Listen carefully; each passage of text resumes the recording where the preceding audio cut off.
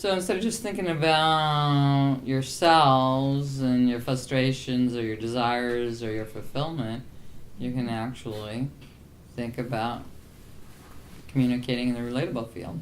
So in that way, you're all psychic as well as physical beings and emotional beings and beings that want to love both in the physical and internally in the psychic or in the heart realm, right? Mm-hmm.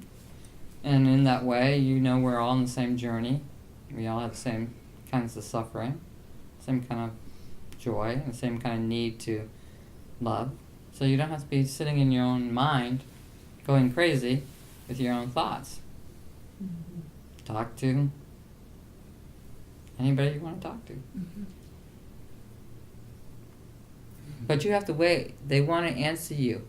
But when people talk, and when they talk in the physical, they never wait to hear what the other person or whatever being has to say. They just address it to them, but they don't wait. You have to pause. You have to wait. You have to listen. And in some way, it'll be like a feeling, or maybe actual words, or some intuition, some idea that's different than your own, that's different than what you're doing. And you go, huh. Because it's always happening. Mm-hmm. So, if I feel in my work somebody or something trying to communicate with me, I just say, hey, you don't have to have the barrier of the physical. Just talk to me right now. What would you like to say? I'll talk back. I want to listen. I want to talk with you. And I'm just doing art, or I'm just walking, or I'm just sitting in the room. Let's do it. And they're like, okay. And then when they do it, it's always very simple. Okay? What is there to say when you get a chance to say it? What is there to say? I love you. I love you. I want to enjoy that love. I want to be in that love. And I feel the same way about them. So, should we get all that cleared up? And what else is there? So you don't have to wait to have a communication, ever. You understand this? That there's no time and separation, or space separation. Just say what you have to say. So, if you're mad at your dad internally, say what you have to say to get it off your chest and fix it, Whatever. You can do it right now. You don't have to do it by the physical, in the physical. If you do it internally, everything will shift. And then physically, some event will happen that will be more positive instead of more difficult. And you go, wow, everything just kind of feels different. Why? Oh, because I've been talking. So don't underestimate that it's all imagination. But you're the authors of all this. You're the writers of what's going to take place. But if you don't participate directly in what you want to say and what you feel, and how to bring that to the relatable field with others, because you're not going to get a chance physically or in space and time kind of way of seeing things, or people won't let you see them, or people won't answer your phone calls, so you still can tell them. And it will affect and change things, because in your reaching out in the relatable field, in your heart, you're actually in the real relatable field, instead of the fake ego one, which is about isolation, separation, superiority, and dominance. You're in the real relatable field. You're not looking at the barriers of the ego. You're looking at, okay, I do have a connection to you. I like to feel you and say this, and would you listen? And I'll listen to you. And, because even just solving problem of how to solve a problem, a piece of art, you have to talk. You have to say, wait a minute, that nose is way too big, that doesn't work. And your thoughts are there, and your thoughts are figuring it out. And so in having an internal dialogue like that, to have it to really be effective, you have to wait and listen and get your impression, get your feeling. And sometimes someone will just really actually speak up and surprise you and say something you didn't expect. And that's how inspiration comes sometimes. You're writing something, and, well, this is out of left field. Where does this come from, right? On my own, I would never think this up. If I was just thinking, well, it's a good story, and what will I say, I would have never thought this up. So how did this get here? It's got a real life. Yeah, it has a life of its own. Mm-hmm. It has a real life. Yeah, a real life. Just because you are writing it doesn't mean you are making it real, does it? No. Feels like I'm listening sometimes. If it's a really intense session, it just feels like I'm doing dictation. Because it's really bright and it's really definite. And it's, thank you. It's you're communicating, yeah. And so we're not really so much the doers and owners of anything. We're all just in this incredible unified field of love, which everything our heart needs and is available all the time. But we're looking at it through ego, dominance and superiority games and ownership and possession games. So if you think of somebody who really doesn't want to talk to you because they're in competition with you, or they want to be dominant over you, or they're mad at you in some way, and you just talk to them, what can happen? You should. What's that? Should. Can shift. And if you always talk to them, every time you feel them being mad or this or that, and say, you know, this is where I stand and this is what I feel, and what's going to happen? That shift Jerry's talking about. Why is that going to happen?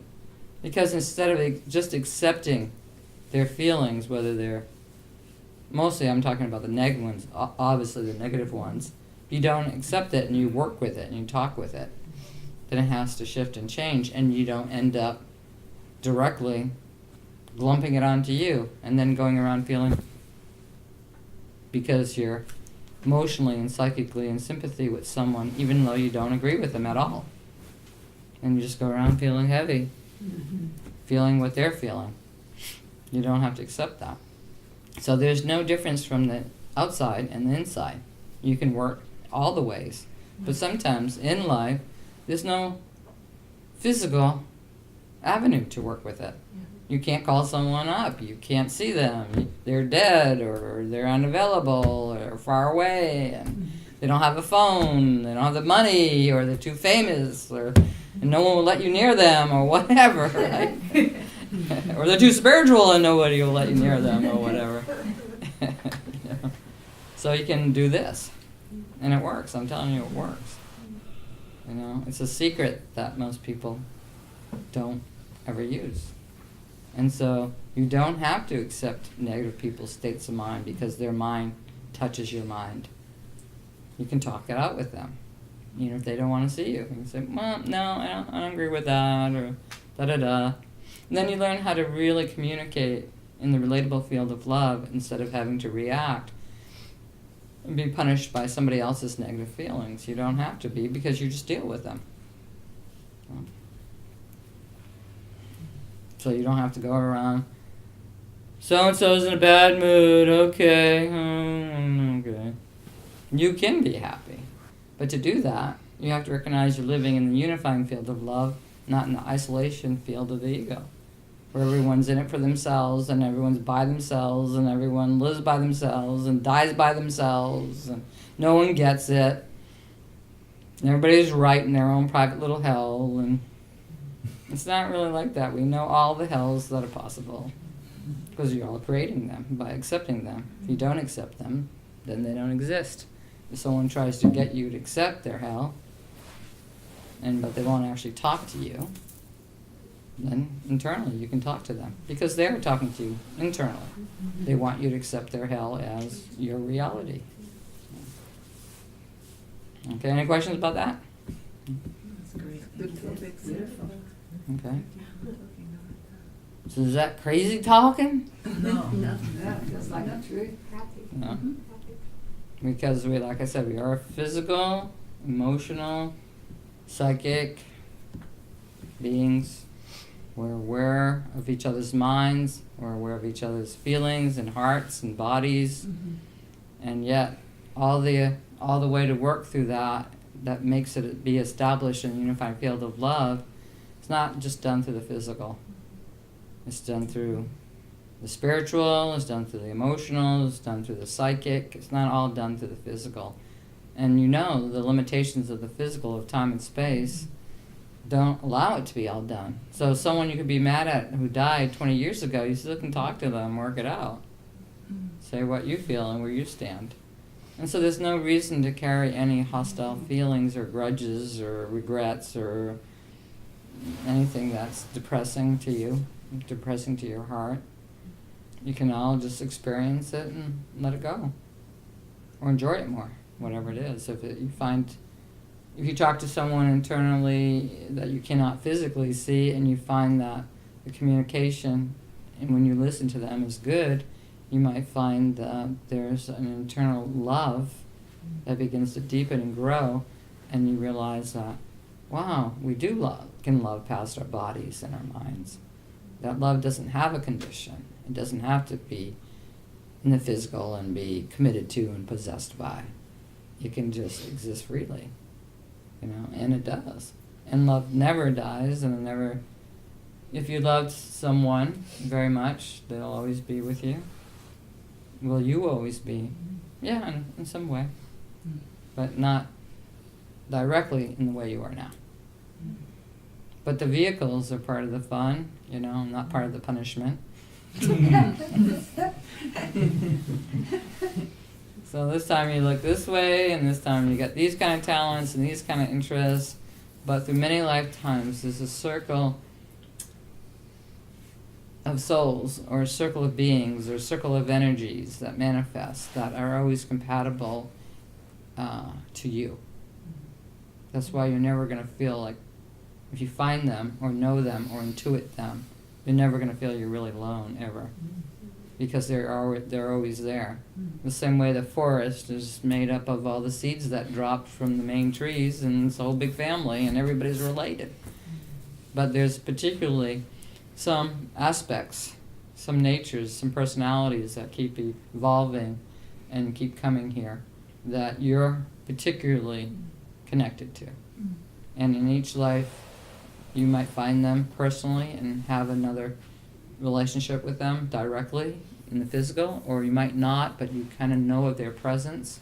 You kind of know of their work, like maybe somebody inspires you in music and you're a musician and you really relate to their music. They might be part of that network for you, or in the social field, or in the medical field, or whatever field you're in. So somehow we're not here just isolated and individuated, and then the only people we ever get to know are the people we work with, are the people that are in families. Sometimes people leave their countries and their families and they find these other people and they don't know why they left all that. And then as they live their life and they get older, they realize that the meaningful relationships that had something to do with what their attractions, their passion for their evolvement, for their learning, are connected to other people, not to the original people they met.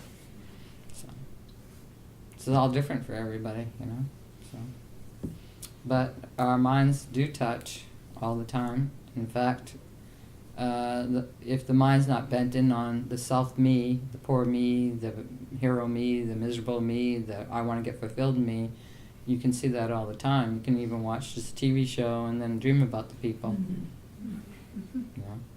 Is that your mind just making up stuff? Yeah. But it's just as real as any other experience. See, that's the thing. This is a dreaming place, and everybody's making up everything, but everybody's acting like what? They're just a victim of all of it. Or at times they make up they're the hero of all of it. But they're just in communication with all of it. And like I said, underneath all the ego interpretation, what it is to be here, to be a being, the ego's interpretation is such a narrow one. And it doesn't allow for the unifying field of love to be felt and communicated and recognized. It doesn't allow for it. We have to doubt God, we have to doubt love, we have to doubt peace, we have to doubt everything. Because we didn't doubt it all, we just proceed as peaceful, loving people. That we're self-realized. So it's the doubt. It's the talking. All the mind saying, no, no, no. You hurt me, I'm going to hurt you. Da-da-da. Why do we have genocide in this world? Why do we have World War I and II? Why do we have any wars? Why did we have the suppression of women, the suppression of the gays, suppression of everybody you can imagine that's different in any way. Even the people that are all the same are different. Why are we suppressing everything about our natures? Negative. Yeah, we created negative thoughts that seem so real.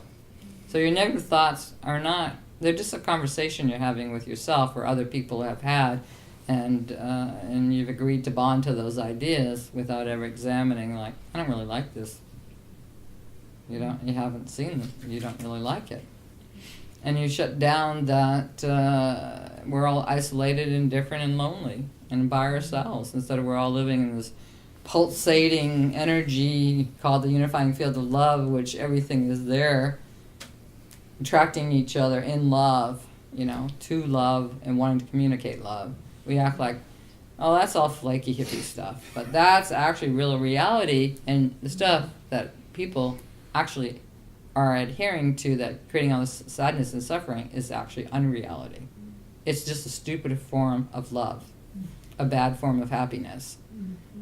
Some people think, eating as much chocolate as you can is real happiness. Now, some people are a little more, intelligent about their happiness, say maybe just eating one bar of chocolate a day is happiness. And some people say maybe, so somewhere along the line, you see that the physical can be pleasurable, but it's not the source of happiness. And you see that in everything you do, that the physical can have pleasure in it, but it's not the source of happiness, nor does it allow you to live and communicate love in the unifying field of love. So we're just trained to doubt everything about all the good beliefs, or all the experiences of what really makes you be in love, and not lust love, but actual love. And that we're all connected to the heart in love, in the unifying field of love, that there's a big pulsing energy of love. Like, no, there isn't. If there was, I would feel it. Well, you've been trained to ignore it, not feel it. Yeah, so what? That's just the way this condition is. This is the way this place is. Until it's not that way for you. And so, if you're walking down the street and you can, what it would be like to hear and feel people's thoughts? Well, you do that all the time. But you just allow it to be what? You just pick it up, and it's like watching TV. You just, whatever comes on, you just watch it. You're saying, nah, I don't like that, I don't like that, change station, not that, not this. And you wait till you get something you like that really resonates with you. So like this life, you just watch anything and just let yourself be absorbed by it. Hoping that somehow all that distraction and being absorbed by all that is going to amount to something good for you. But it doesn't work that way, because this place is a lower dreaming place in which the average dream is not good. So you can't just, if you live in a beautiful countryside, wherever you walk is beautiful, so you don't have to worry. You live in the city and then the guy down the street wants to rape you, you gotta worry, you gotta worry. And you gotta not go there, or you gotta defend yourself. Yeah. So you can't be that naive here. Like Wonder Woman, she lives on the island with all the Amazons, and then she goes out into the men's world and the regular world, and she sees what? She sees like, wow, there's a lot of shit going down, a lot of bad beliefs, and I have to come here and help people to love and get along better here. She's very innocent, naive, but very brave and powerful. So in a way, her innocence and naivety gave her power and bravery. Why is that? Why did innocence and naivety give her bravery and power? It's doubting. Yeah. Something's clear. It's something's so clear to her, and that a bad idea or a bad action Is obvious. it's not necessary. Yeah. And we should be what? Cured of it, or healed of it, or loved past it. Yeah. Sure. Yeah. So you don't have to doubt your purity. What do you have to doubt? Suffering. Yeah, suffering. Exactly. If you look at all the suffering you've experienced, most of it's psychological, wouldn't you say? Mhm. And most of it is because you went along with some negative belief, idea, feeling that you had to doubt your innocence. You had to just accept this and you'll get along. And it just weakened your heart, made you doubt your feeling, your intuition of the unified field of love. That love is why we're here, what we're doing, what we're communicating. So there's no survival in being on the top of the hill with all the best objects and being the winner. There's no such thing as that. Although it appears that people are really into it, but there really is no such thing as that. So talk. So, yeah, you can talk to everybody. Yeah. You can walk down the street. You ever have the experience and just see someone in passing then dream about them? Yeah, or just feel like they're talking to you later when you're driving in your car, like, why is that person? They just walked by me. I don't know them.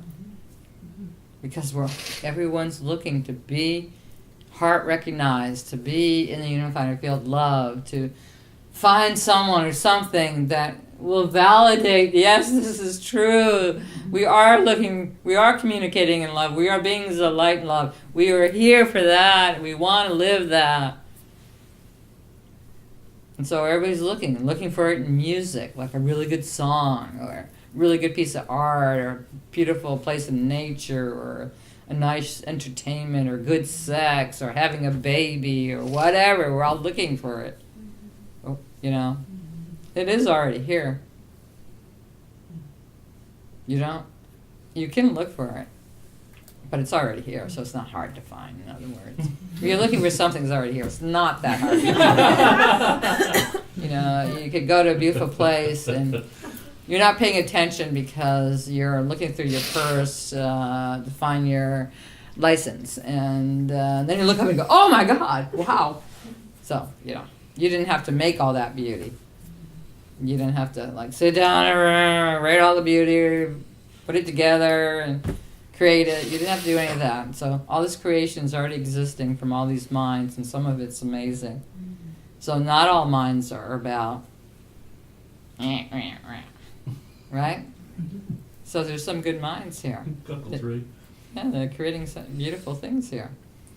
So that's who the God and Goddess is, whoever is here creating this beauty. So you could be a God or Goddess too, yeah. Or Pat could be.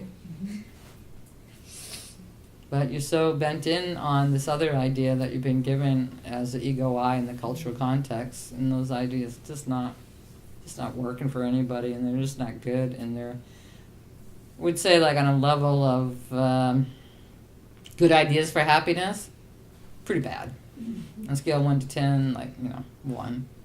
Because they don't really work. Everybody's tried them. More objects, more beauty, more surgery, more stuff, more power. Doesn't do anything. Because what if you have to work so hard at all that stuff when unifying field of love and your ability to communicate and love in it and everyone else is already happening. We don't have to build it. We don't have to go after it. We don't strive for it. It's right here, right now. Just pay attention to it. Look up. Out of your purse. Check it out. So who's the guru?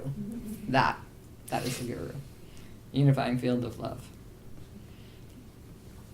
So have fun with it. So so ever have a problem with somebody or something, just use your mind to talk it out in a way that recognizes the unifying field of love. Instead of justifies, being isolated and alone and right. Say, how can I talk to this person, get them to know I just want to be loving? How can I feel they're loving?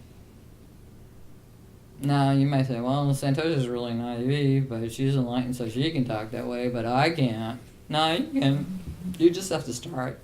You just have to start.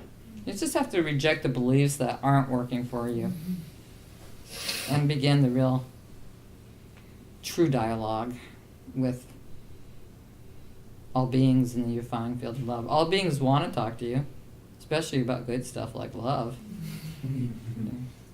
Everybody thinks only the guru can come in the room and say, I love you, and it's totally believable. You can come in the room and do that anywhere yourselves if you want to.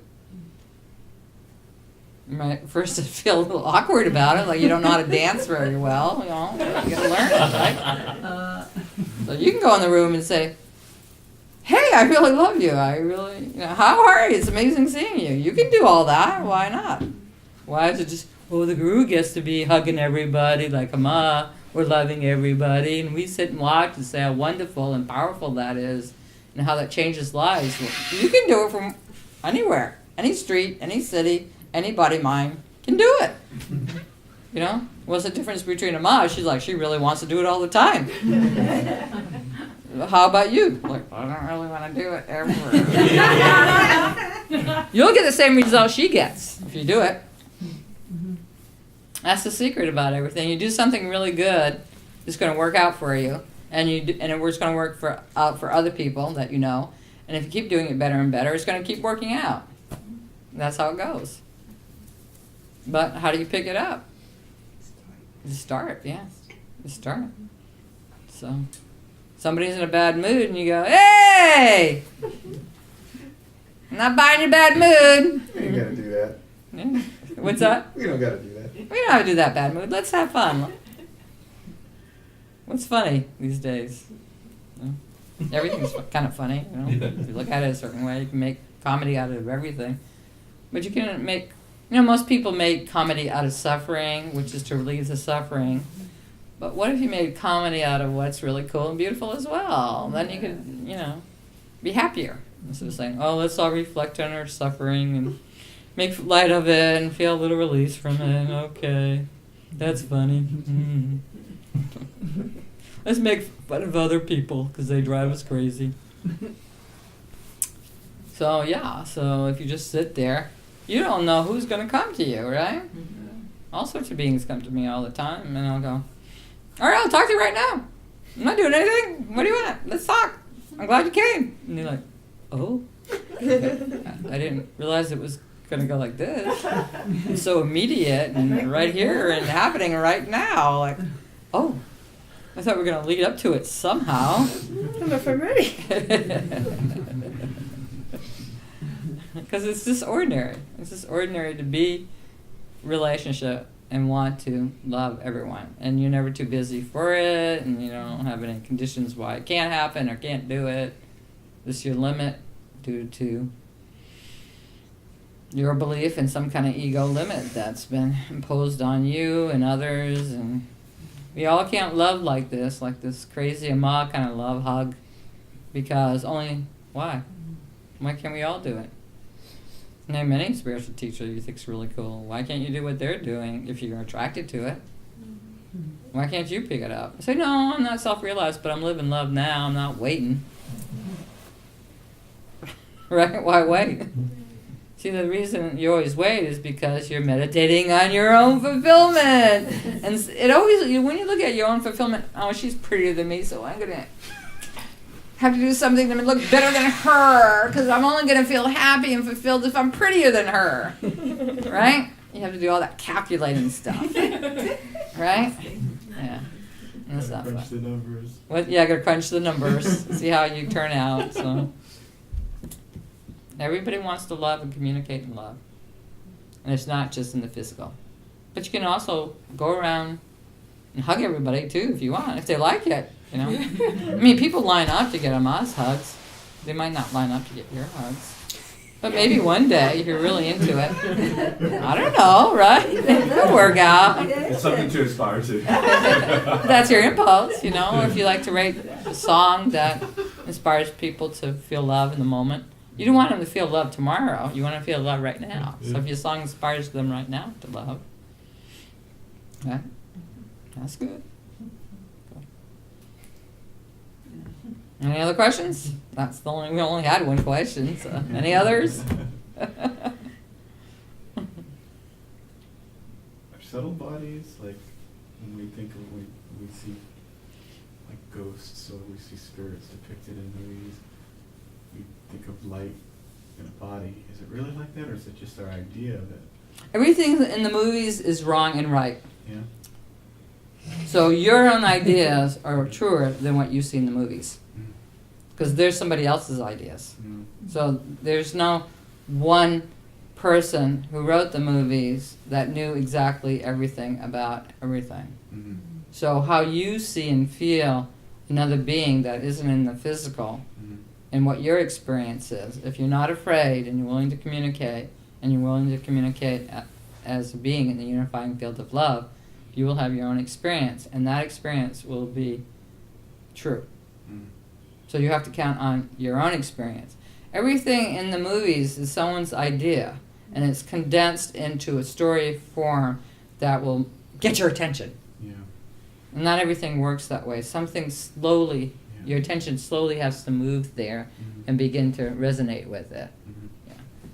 So are ghosts real? Are gods and goddesses real? Is anything that's in subtle real? Well, all subtle beings are saying, we're more real than you are. Now physical beings say, you don't even exist. But you have a subtle body and a causal body that you use every night in your dreams.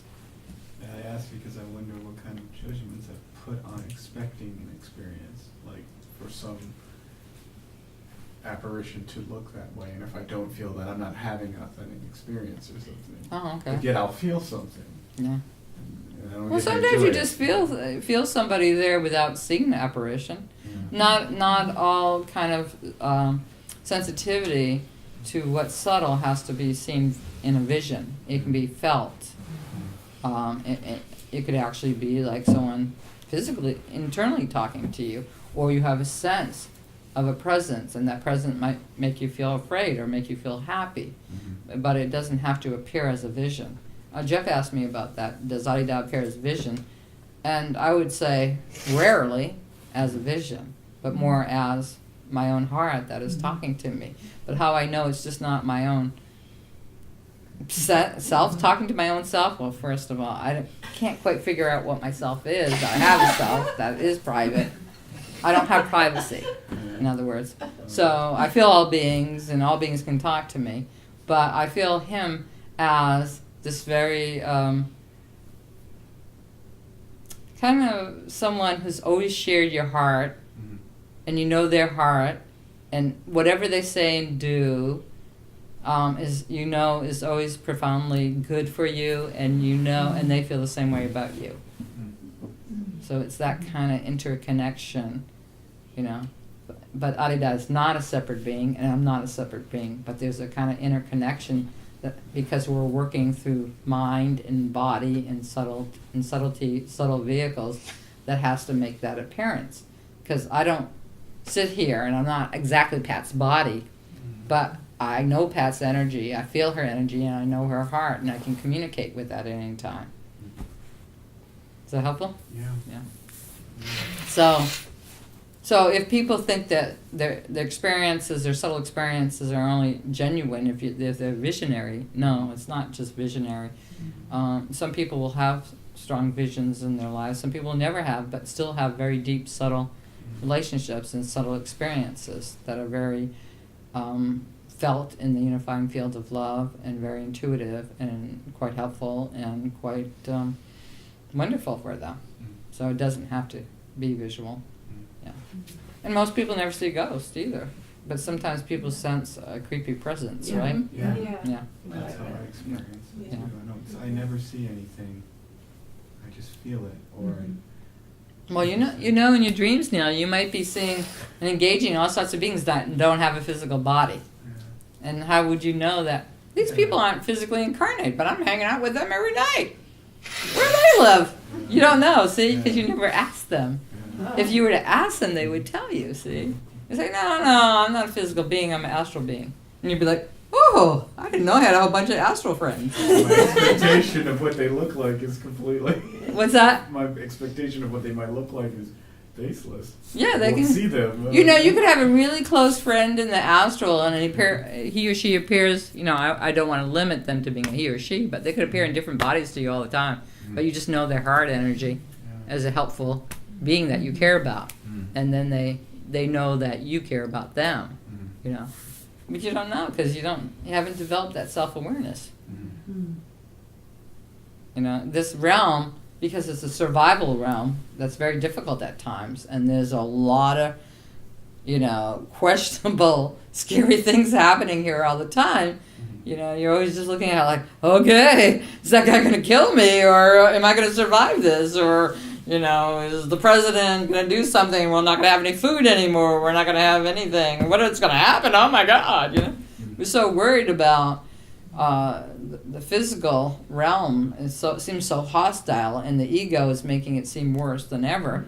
Throughout the different ages, there's been kinder ages. Egos have been kinder, and they had a sense of, they didn't have like electricity and they could turn on the air conditioning and turn on the heat instantly. They didn't have any of those things, but they had a sense of awe and wonder and enjoyment in the physical realm, because it was an ego kinder time where egos were actually kinder to each other. And they also had more subtle sensitivity because their survival was enjoyed, but everybody worked at it and everybody cooperated with it, and so they had that enjoyment, and they practiced times of initiations and entrance into the subtle worlds and subtle beings who were interested in being in communication and having a heart connection with them. So we just get down to a really narrow band with our egos right now, because the whole premise of culture is based on personal fulfillment, personal accomplishment, personal fulfillment, instead of the dynamic that we're all here surviving, and we're going to do the best we can for everyone and ourselves, and be together and enjoy it together, and set times apart where we enjoy that heart communication, which what is deeper and truer, So it's a different time now. It's like it's a harsher ego time than ever, So that's what's difficult about now. So the unifying field of love is not something you have to find to get happy. It's actually already your existence here, in every aspect of your subtlety. Your subtle apparatus is existing in the unifying field of love too. So talk, Now she knows she can talk to Santosha Shakti, and see, all beings want to serve and love, really. You think that all beings are just like these rotten egos on this planet, and they're not. There's a lot of beings. My life, my practice, my service to you all has been filled with many great influences, many great beings who are still very active here, very active in that service. And if you want to communicate with them directly, you can. You can. But you have to listen. You can't make up their answers. You've got to listen. And at first, they're going to be tentative, and they're just going to say, yeah, I'm feeling you. And that might be it. But if they see that your heart is true and you learn how to do it properly, you learn how to offer your ego instead of using everything for your ego to accumulate ego experience, ego spiritual experience, ego guides. They're not for your ego. They want this dreadful time of humanity to be lifted up out of it. They want all beings to be freer, to live and know the unifying field of love. That's what they want. Everybody wants that. Even the dumbest ass here wants that. Yeah. And the whole dream that, America is here so everybody can get materially fulfilled, we're not about that. We're not a country for that. We're here to lead a spiritual revolution, in which will take care of all the problems, the spiritual revolution. That's why I signed up to be American. How about you? Yeah. I didn't really sign up that everybody could, make lots of money and get rich and powerful and famous and live in a gated community. All beings are evolving towards realization, whether it seems like they're not or not. That's the only direction they can go. They can't go any other direction. Although I've heard some theories that some people will never get self-realized, but I don't know about that. I don't think I agree with that. But but it's nowhere to go. It's the same thing because it's obvious. What's truly obvious of who and what your condition actually is, once the reading it through the ego eye mechanism, the separate self sense, once that's at all you get any relief. That's when people have like a musical breakthrough. They go, I'm one with the music. Yeah. They're saying, actually, I'm one in the unifying field of love. I don't feel my ego's in the way. It's not creating separation, so I can just feel the music now. And music is what? It represents what? Unifying field of love. So everyone has their own interpretation of how they're getting there or how they experience it, you know. But you don't really need any vehicle directly or any other thing that's somehow supposed to get you there. You just have to start being here in it right now. But most of your beliefs are in the way, and that's why you don't experience directly. And so you can say, well, I'll just keep believing it and believing I'm not separate and keep talking that way and be emotionally committed to it. But it doesn't really actually work that way. You have to have a real experience of it. And so through your life with me, if you've experienced it through me, you know, and you've experienced it sometimes when you think it's not through me, and that's still through me too, because I'm not separated from the unifying field of love. I'm not separated from the music. I'm not separated from the art or anything. So, yeah, so you can't mentally come up with the idea, like, I heard you teaching and I really like it, and that's, you know, and feel my experience of it or my heart of it and somehow interpret that you've arrived there now. No, it's not that simple. It's your journey, and you have to be on it, and you have to be in love with it, and you have to want it, and it has to occur to you to, like, if you ever loved anything, love yourself, love the journey, love your enlightenment, and you'll get there. And you won't, when you get there, it won't seem like you ever tried to get there, or it won't seem like there was anything to do to get there. But that's different. There's something now in the way that you have to address.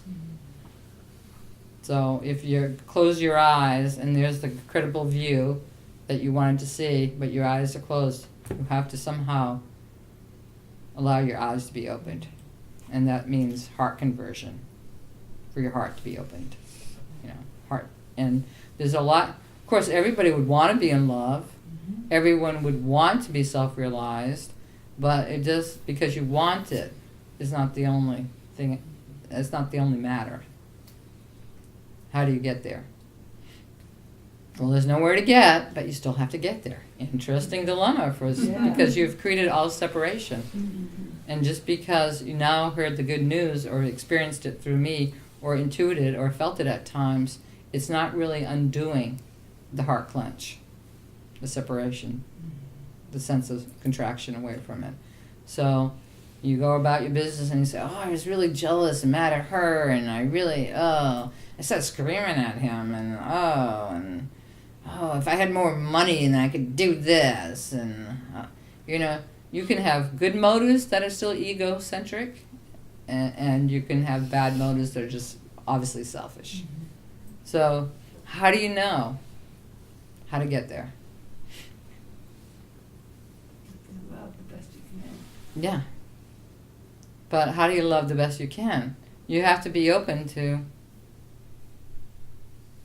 correction when you're not loving. You have to be open to, throughout your struggles, right? You think you're going along and da-da-da-da-da, and you're feeling pretty conceited about yourself, and someone says, every time you come in the room, you just say something mean to me, and you're like, no, I don't. I don't ever do that. That's just you making it up. So, you know, like I said, being able to listen to the true beings that might want to talk to you, you have to listen to the external relationships here. You know, you have to say, oh, okay. Well, tell me about it. I want to know. I want to change that. I want to listen to you. But there's a whole sense that we don't trust anybody or anything. So all those walls have to be taken down for you just to abide in the unifying field of love and be in that direct love communication with all beings. You don't really, you can say, oh, I'll go out and hug all beings like I'm out, but you won't be giving the love that she's giving.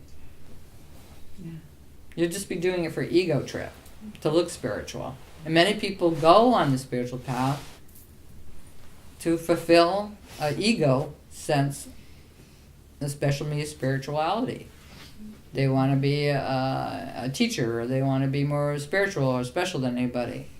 And just like people do art, people do it and they want to be a special artist and be recognized and famous. So people do a lot for egocentric purposes, even on the spiritual path.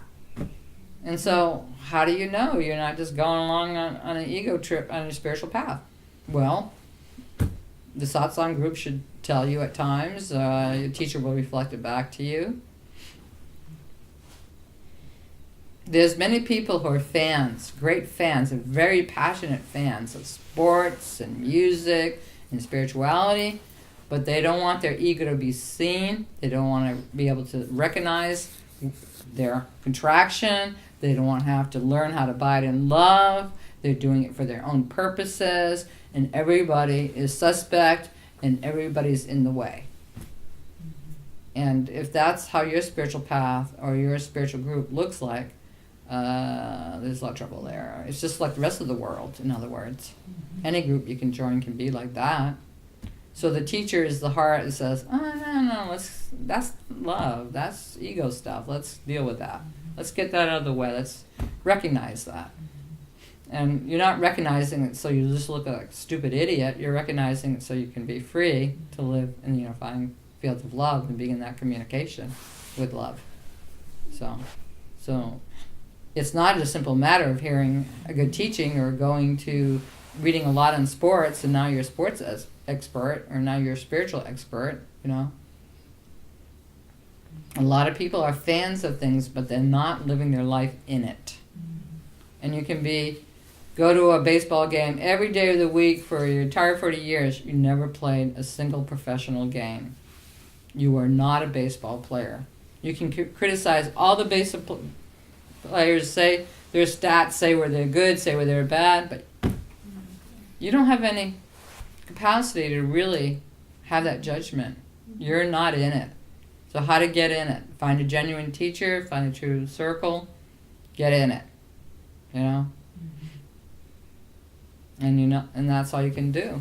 Because the teacher is the unified field of love, and in that field, the ego is not.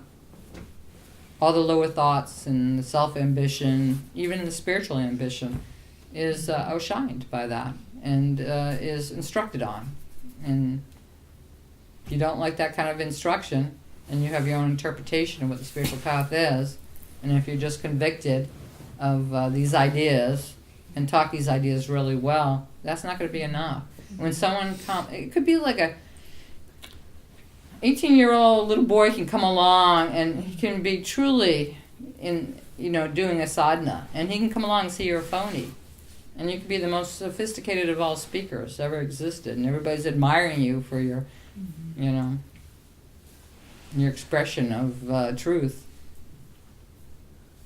So there's a lot of phonies out there, and there's a lot of phonies in every area of life, and very few genuine, passionate people. What does it take to do spiritual life? Lots and lots of innocence, bravery.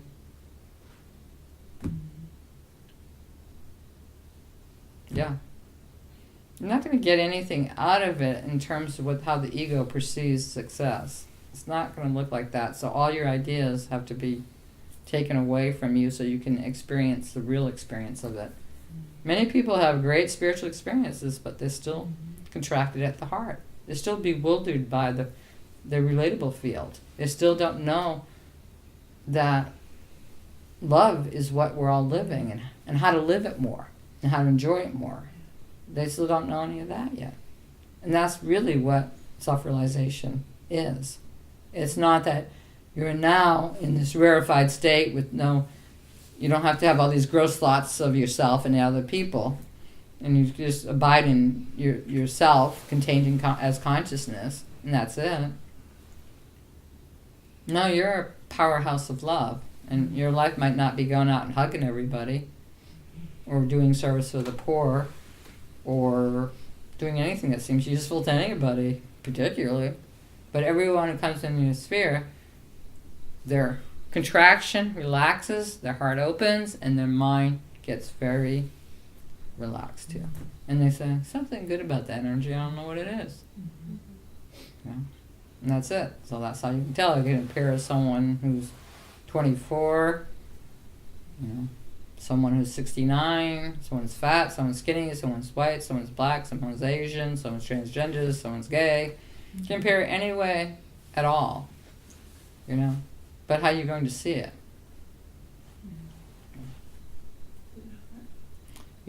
Everybody looks at everybody, and no one says, that person could be a genius. That could be a genius of love. That person could be a genius of music. You all just look at everybody and go, I'm probably better than them. Right? Yes. You could be the poorest guy who's on his last bottle, has no place to live, and still have those kind of thoughts that, oh, there's that rich lady. Ugh. Right? It's like, boy, she's rich. Her hair looks really nice. Nice clothes. Man, she's got something going on. I wish I had it. Wow. Maybe I should talk to her and see if she can show me how to do it. No, it was like, jerk, creep, nut. Right? Like everybody, you've been in spiritual community, and she's stupid. This guy has his problems. This guy's really dumb. He's really contracted. He's really not nice. No one looks at anybody and ever says, here's a new canvas of incredible possibility of the unifying field of love. No one ever does that. And you're pretty much, I'm always right. Everyone sucks. Everyone's crappy. Everyone's mean. You can go around acting that way if you want. But you're creating it at the same time, see? You're creating the opportunity to meet somebody crappy and sucky. Yeah.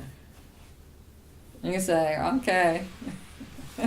So, pregnant ladies are getting real tired here, so. And uncomfortable. So, okay? Yeah. Any other questions? That really helped. Yeah. All right. So, like I said, every moment is the next moment or this moment to whatever went before. Doesn't have to have any power over you if you didn't like it. So, but how do you get that free and that powerful? Yeah. Well, that's what Yeah, learning. Yeah, you learn it. But once you learn it, there's a momentum to that is incredible. But if you keep resisting it, see, a lot of people want to get this, all the ordinary seeking desires of rich and fame and attention and status fulfilled, and then they say, now I can go deeper spiritually. But it doesn't really work that way. You can accomplish many things and still get on the spiritual path and be genuine. But it's not accomplished because you did those things. It's accomplished because those things are just those things. And they don't really have the value that enlightenment has. That's why. So even if you're a loser at life, you can barely pay your bills, but you love enlightenment. You talk to enlightenment. You meditate on enlightenment. You get your ego undone. Your ego's seen. All your lovelessness, all your resistance to the light is seen. And you allow that. Release it. You don't hold on to it. Yeah, it could happen very quickly. But not just in one awakening experience. Except when you get there, you feel like you've always been enlightened. That's the silly thing about it. Well, before you were born, you didn't know you were Pat Smith, right? No, probably not. You didn't know you were going to have a whole identity built on Pat Smith, and Pat Smith would be like this and look like this and do this, right? No. But now it just seems obvious you're Pat Smith. So once you wake up, it's the same thing. It's obvious that you've never been Pat Smith. So how do you get there? That's the fun. It's not a punishment or anything. It's the fun. The same way, you're going to go see a beautiful, say you're going to go back to Canada and see Lake Louise. You're excited. It's not a punishment to, drive there or take a flight and get there to go see Lake Louise. You're excited. And that's the real process is very exciting. It's not punishment. You can enjoy it, the undoing. Why not? Yeah.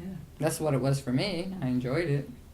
But it was, it was very intense. Like, you're going to walk and run to Banff. You're not just getting on a plane. Driving. But everything, everything in life is kind of intense in its own difficult way. So why not be involved in the one intense impulse that will actually free everything, free you completely to live in the unifying field of love. See, once you die, you're it's not like the unified field of love doesn't exist anymore. That's wonderful. But Pat Smith won't exist anymore.